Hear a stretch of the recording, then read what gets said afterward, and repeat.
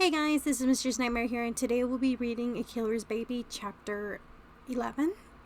Before we get started, please hit that like button, comment, subscribe to this channel if you guys want more creepypasta fanfictions out there. Until then, let's get started. Isabella's point of view. I stopped when I heard Nina call out for me. Huh? Oh, hey Nina. She walked up to me and stopped with her hands on her hips and looked me up and down. Like earlier, she glared at me again. I was just wondering, when did you find out you were pregnant? Well, I kinda wasn't feeling good for a week ago, so I kinda knew something wasn't right. What are you gonna do? Are you gonna name it? Are you gonna keep it? Of course. Are you sure Jeff will love you still afterwards? Or what if the baby doesn't survive? I immediately stopped and stared at her. She smiled and turned around and walked away, smirking. I can tell Nina did not like me at all, but she didn't have to go that far. I walked to the bathroom. After a few minutes, I came out, still thinking about what Nina said. I went downstairs to see Ben and LJ on the couch. Hey guys, have you seen Jeff? I asked, I think he says something about killing spree, Ben said as he looked at me. I jumped a bit when Ben said killing spree. Oh, right. I completely forgot about the whole I'm pregnant with a killer's baby. Okay, I'm just gonna go home. LG looked at me and sighed. I'm sorry, Isabella, but Slenderman told us that you're not allowed to go until we know it's safe for you. Nina's point of view. God, I hate Isabella. Jeff was supposed to be mine. Only mine. I left the mansion to cool off my head before I did something to her. I kept walking until I was out of the Slenderman forest, my arms crossed. Damn bitch. I took my bow out of my hair, letting it fall down. After a few minutes of walking, I stopped and looked around confused. Where am I? Everything was dark. I can't see any of the trees or the stars and moon in the sky. Suddenly I heard rustling. Who's there? I pulled out my knife and turned around. There, just soon to be friends. It seems you and I want something in the same. He stopped out of the darkness. He was the one name I was hoping that she would never run into. Zalgo. What do you want? I stepped back, almost falling over. What I want is Isabella dead, and that baby in my hands. And why should I help you? Well, you help me get rid of her, and I'll see you that you will have Jeff all to yourself. Myself. I started thinking of what if me and Jeff were together and we had a baby. I bet our baby will look so cute. Okay. What do I have to do? All you have to do is get her over to me, and I'll do the rest. I need her alive. Just make sure you don't stab her anywhere in the stomach. I'm going to make sure that little infant in her tummy is perfectly fine. You're going to let that little thing live. I crossed my arms, upset. I wouldn't mind having that little thing dying too. Yes, I have plans for it. So, if you try to hurt that little thing inside of her, you will regret it. Not that we had this fun talk. I should get going. Wait, why are you even wanting to keep her alive? He stopped and looked back at me. Well, if she dies, it dies. After all, she gives birth. I'll hand her over to you. After that, you can do whatever you want with her. He says and walks away. I smiled, thinking to myself, finally I get to kill that bitch and have Jeff all to myself. I was so excited, but I have to wait. I began making my way back to the Slenderman Manor. Isabella's point of view, I was sitting on the couch completely bored. I didn't have anything to do. I had finished reading a book Slenderman had gave me, but I don't feel like playing video games. So I decided to go to the kitchen and start baking. But as I got there, all the ingredients were out. I realized that they were short on few things. They only had a few ingredients to make cheesecake, so I decided to do so. And soon I started mixing the ingredients. Masky and Hoodie came in with Toby, and of course, Toby, being adorable, followed Masky around like a lost puppy with his tail wagging. I know that they were dating. It's kind of funny to imagine. Hoodie was quiet and kept to himself most of the time, according to Ben.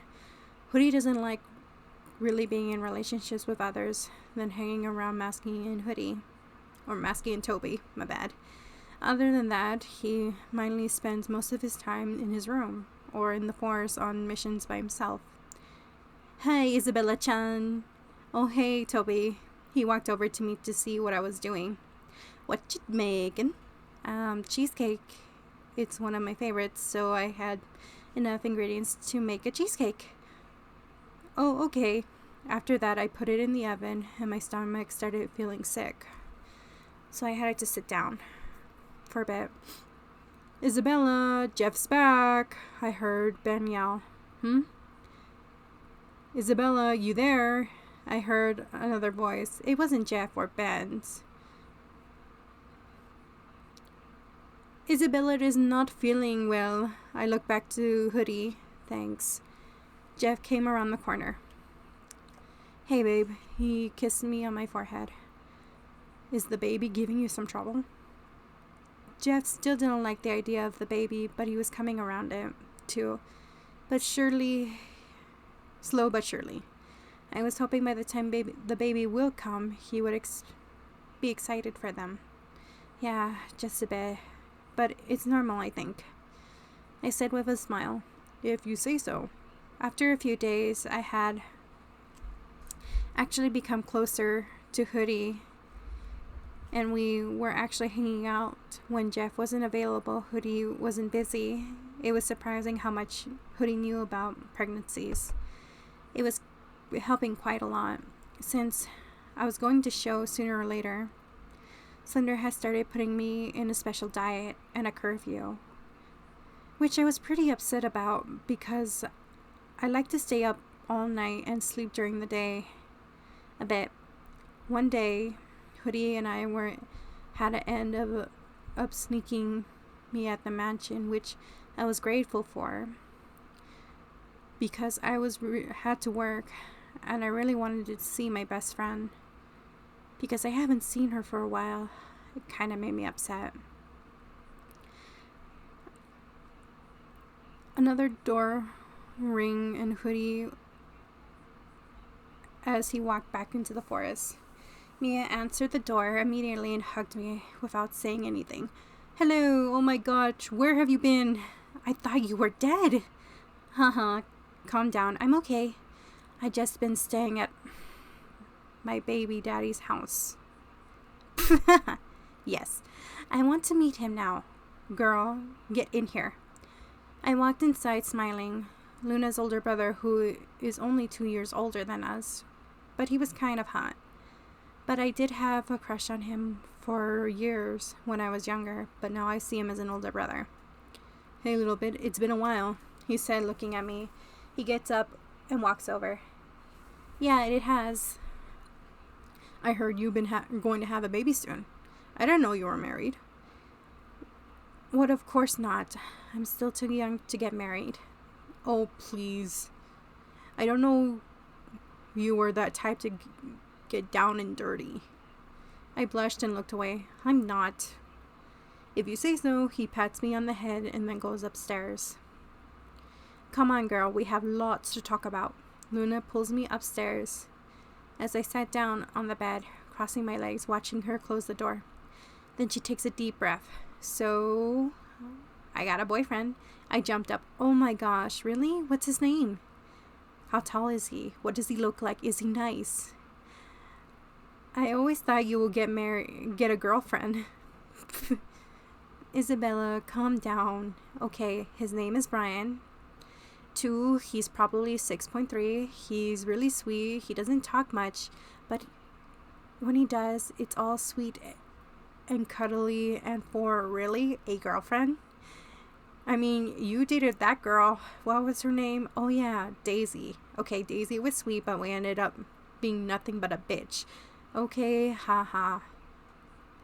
I'm sorry. So this Brian guy, Luna smiles. I love him. And that's just so, I can't express how much I care.